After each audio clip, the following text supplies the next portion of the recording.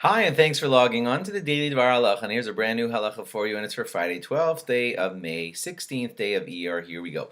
More kashrus laws for you around the kitchen. It is a good idea to make certain to have different colored dish towels, like let's say a red one for all of your meat, and let's say I don't know, a white one for all of your milk stuff, your dairy stuff, so that no confusion would happen. It's not exactly a law, but it's like a fantastic idea. So to have a dish towel that you know you'll use for your meat stuff and one that you'll use for your dairy stuff.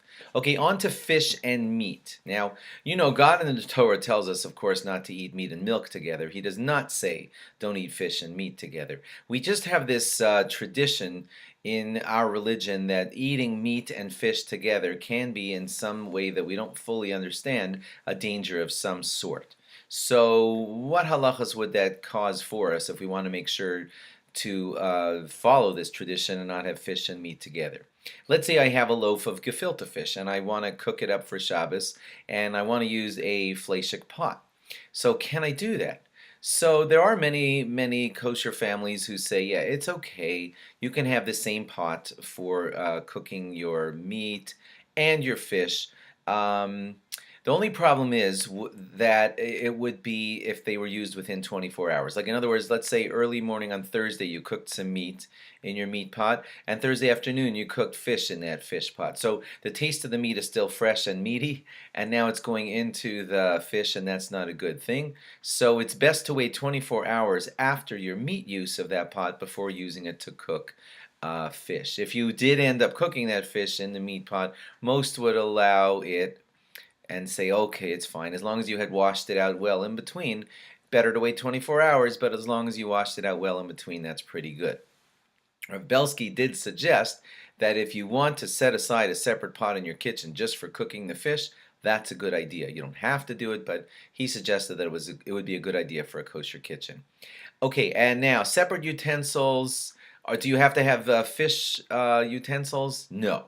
No, no, you don't have to do that in a Jewish house. You can, as many people do at the Shabbos table, set, a fish fork and a meat fork for the meal, so that you'll use that smaller fork for fish, the bigger fork for your meat that comes later in the meal. That's fine. You don't have to do that. You could just wash the fork in between, but we don't want to use a fishy fork for our meat eating later. Okay, on to food processors. Food processors with hot meat or cold meat will, with sharp foods, will render that thing the way you're using it. Let me say that more clearly. If you have oniony things in a food processor and meat, so that food processor is going to become fleishik. Or if you have oniony cut onions and cheese inside of a food processor, that food processor is going to become dairy. So if you are going to do things that way, so you might want to have two separate food processors. Again, you don't have to, but sharp foods like onions and meat, all together that mixture makes it, oh, that's meat. And even if it's cold, and same thing with sharp foods and dairy, even if it's cold, but that will render that food processor dairy. So think that out before you do your stuff. Now, graters. If a grater grates something like onions, and onions are again a sharp food, and if that's going to come in contact with meat, so everything is going to get fleshik. So if you know that that's going to be your situation, so you might want to have two separate graters if you're running into situations where you're grating onions and some kind of meat thing, and wow, that's a recipe for having to have that grater become a fleshik one and a milchix one. You might just have a parv one and just always just do vegetables or potatoes on it. That's okay, but think that out because it's not good to use a grater with onions and meat and then try to use that same grater later for dairy. Not so good. High chairs. You know that kids in a high chair are not so neat, and also all the foods on a high chair are never very hot because we are careful not to hurt baby.